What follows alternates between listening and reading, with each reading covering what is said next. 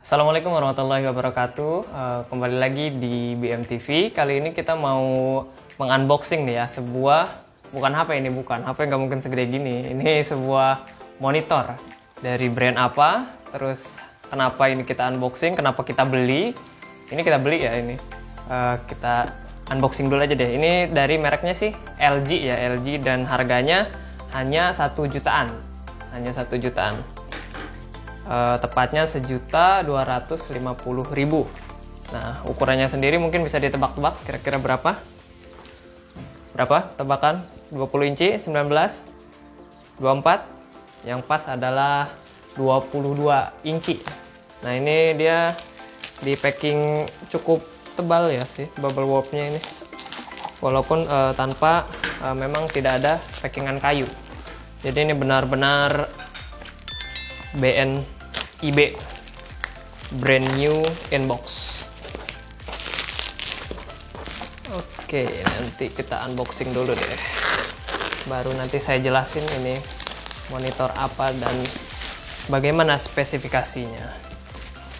Buat sobat BMTV yang lagi nyari monitor yang mungkin harganya 1 jutaan ya, yang worth it, menurut saya ini salah satu yang patut dipertimbangkan. Wow.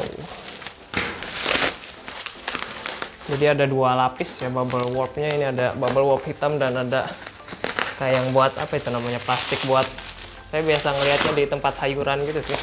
Di tempat buah-buahan maksudnya. Oke. Kita awasin dulu aja. Nah, ini dia LG monitor tipenya 22MN430 ya, dia 22 inci ya, 22 inci. Sebenarnya kalau aktualnya sih 21,5, cuman biasa kan suka disebutnya jangkepnya aja gitu ya, genapnya, jadi disebutnya 22 inci. Di sini lebarnya kayak 55 cm. Nah, ini bagian depannya. Nah, di sini juga ada spesifikasi ya, spesifikasi dari monitor ini. Pertama, dia IPS FHD, itu maksudnya Full HD, jadi panelnya sudah menggunakan IPS, panel IPS yang konon katanya buat editing itu bagus gitu, panel IPS dengan resolusi Full HD atau 1080p ya, dikenal 1920 kali 1080 ya, Full HD. Terus juga dia ada fitur flicker safe, jadi flicker safe itu kayak tidak anti kedip gitu tuh, jadi buat pemakaian jangka panjang ya, yang mungkin orang kayak saya gitu suka berlama-lama di depan komputer, itu enak gitu, masih tetap enak dipandang walaupun lama kita bermain komputernya.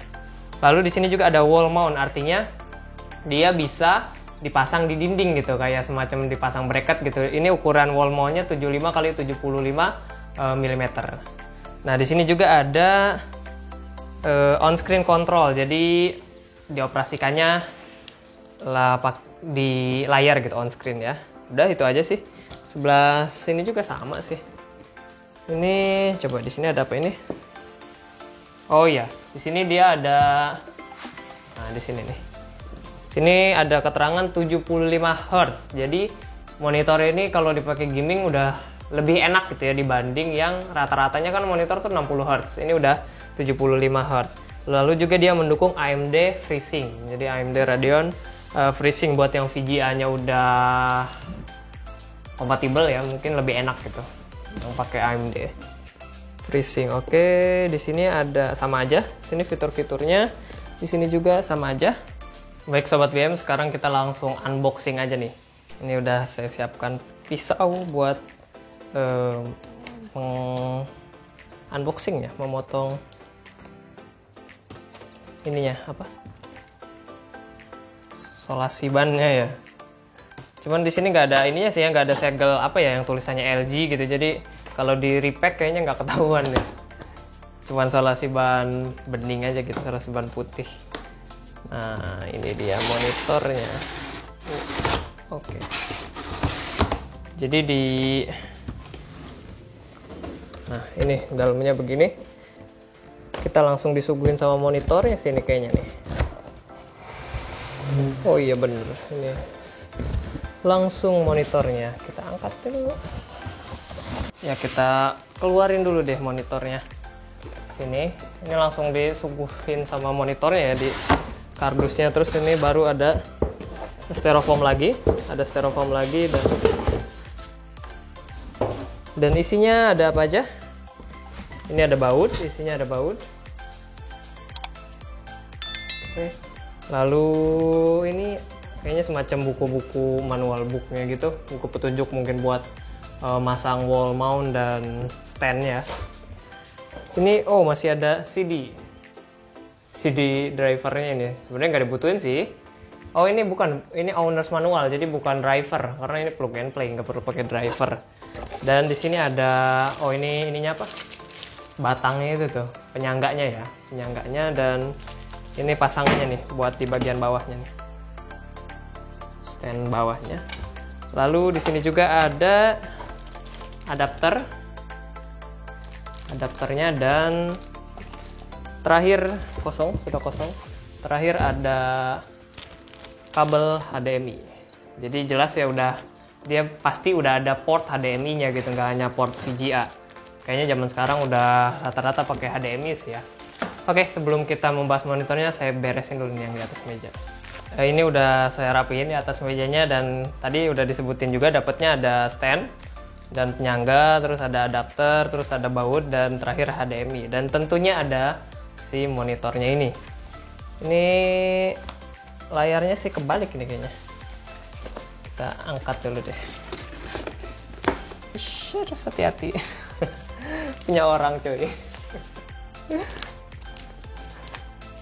Enggak, ini punya BM kok. Oke. Lumayan gede ini, 22 inci. 22 inci ini monitornya.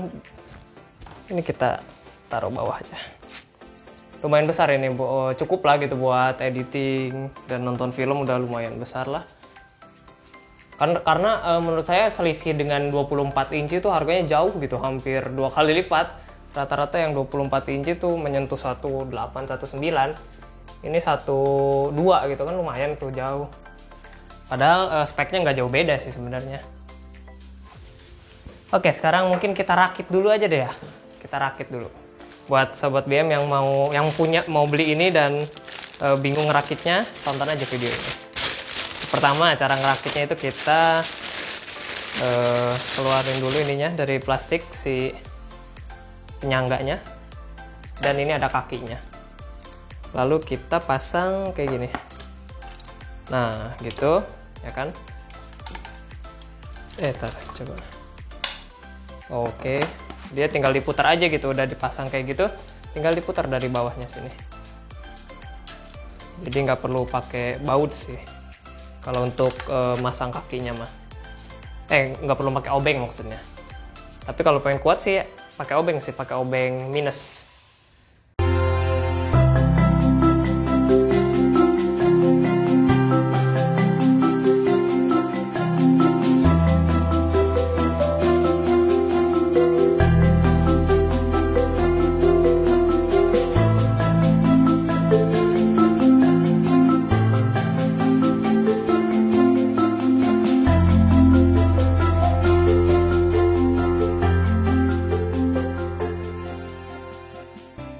Ya Sobat BM, ternyata untuk memasang ini kita bisa pakai bantuan styrofoam ini ya. Jadi setelah kita tadi menyatukan antara si stand dengan kakinya, ini kita pasang kayak gini nih.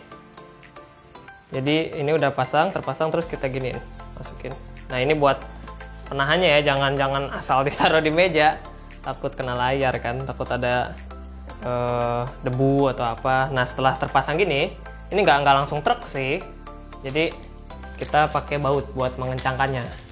Ini bautnya udah disediakan. Ini ukuran berapa ya? Agak besar sih bautnya.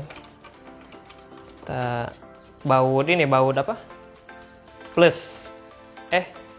Kembang ya maksudnya. Kita masangnya pakai obeng kembang. Obeng kembang apa obeng plus sama aja ya. Dipasang sampai kencang, terus ada 2, kanan dan kiri. Oke, selesai. Kita taruh dulu obengnya. Dan kalau udah begini ya udah aman. Sudah terpasang. Nempel styrofoamnya. Itu udah kuat ya. Udah kuat. Oke, ini jadinya seperti ini. Simple sih sebenarnya, simple, nggak ribet, cuman butuh obeng kembang aja. Dan saya mau jelasin ini dulu, bagian belakangnya ada apa aja ya. Paling atas bagian belakangnya sih bentuknya kayak piramida gitu, piramida terpotong gitu ya, nggak kotak begini tapi kayak gini straight gitu ya. Dan di atas ada logo LG cukup besar, ada logo dan tulisan LG. Terus ini kayak semacam serial number gitu dan tipe dari monitornya. Lalu di bagian sini nih port-portnya dia ada DC-in buat adapternya, lalu buat dicolok ke listrik ini. Lalu ada HDMI 2 buah, HDMI 1, HDMI 2, jadi dia mendukung split screen gitu ya. Lalu juga ada VGA-nya.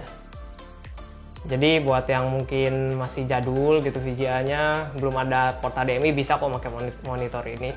Atau mungkin pengen pakai IGP, Integrated Graphic ya, dari prosesor, bisa kok pakai ini ya. Lalu di sini ada colokan buat speaker, headphone jack ya.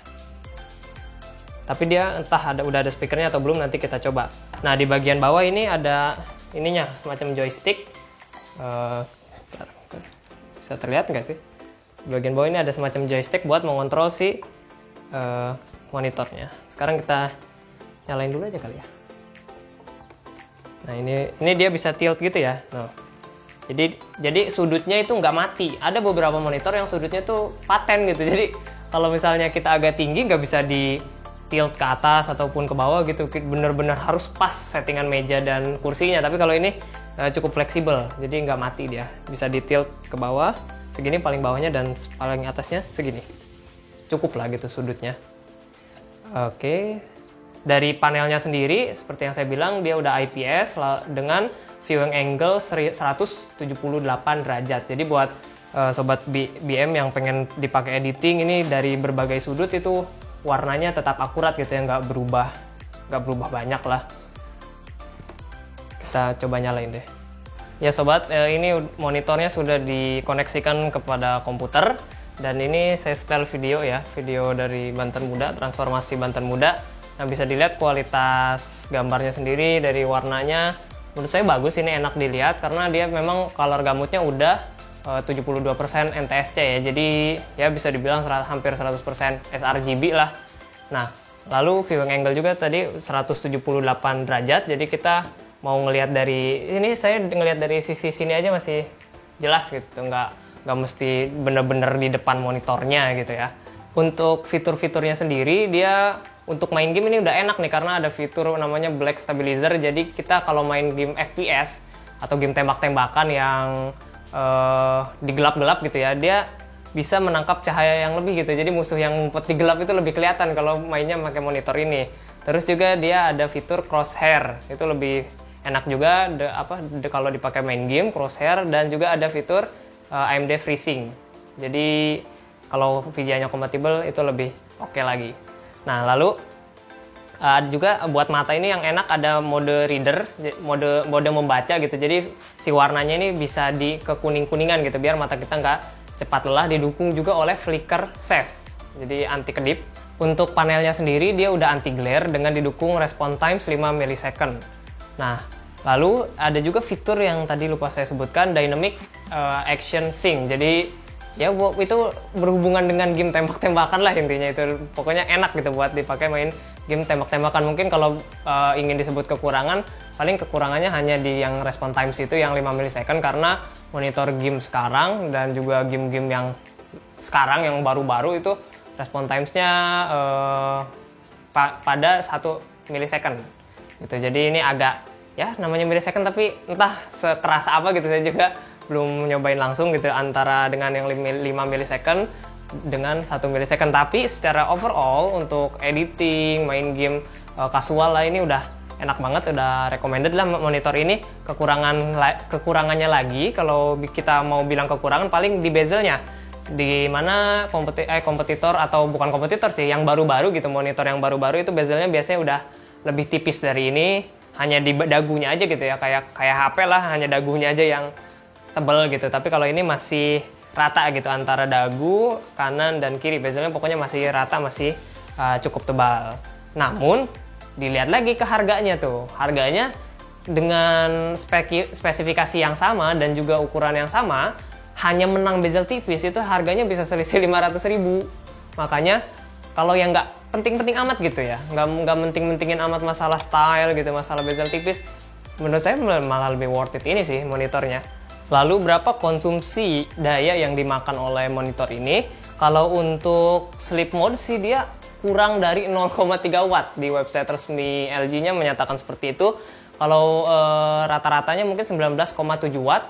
Tapi kalau maksimal gitu, paling borosnya, seboros-borosnya mungkin di brightness maksimal, kontras maksimal itu paling seboros-borosnya ini 29 watt. Cuman buat sobat yang pengen hemat-hematan, monitor ini juga menyediakan fitur namanya Smart Energy Saving. Jadi dia bisa lebih hemat dayanya dibandingkan monitor lain yang tidak menyediakan fitur tersebut. Untuk beratnya berapa sih monitor ini?